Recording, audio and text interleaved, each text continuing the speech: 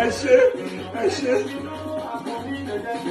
àwọn èèyàn òjìlé wa náà kó mọ́ ìkó lórí kúrúkú ni wọ́n ṣe wọ́n jẹun ní ìbọn ti jẹun tán ó ṣe kí ó dọ̀ ọmọ mi ní ẹgbọ́n àsìkò ti jẹ́ ẹ máa bọ̀ wá lówó ẹ bá bọ̀ sáré àwọn ìyá tàfà ó yẹn.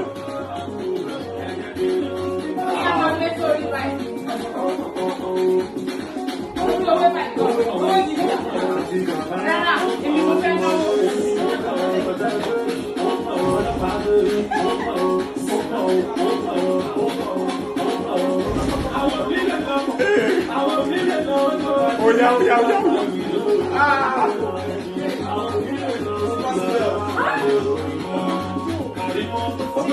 Yóò máa lẹ́yìn, ọ̀rọ̀ yìí yóò máa lẹ́yìn. Ajá ń tí ẹyẹ o. Mo mọ nǹkan tí mo fi sọ pé ọ̀rọ̀ yìí máa lẹ́yìn. Ẹ kú ìnáwó, ẹ ṣe. Ẹni pé mo gbé spíkà wọn, olórí burúkú ni wọ́n. Mo sọ wọ́n pé ó wá kọrin, ó kú 5 minutes.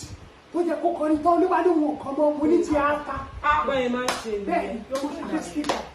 So ọ̀rọ̀ tá à ń bá bọ̀ lórí ọ̀rọ̀ ẹyẹ kíámù mo fẹ́ conclude story yẹn fún yín.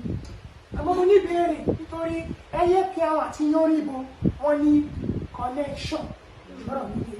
Àmọ́ bẹ́ẹ̀ ni ta ló mọ ohun tí Yánníbo ta ni Yánníbo jẹ́?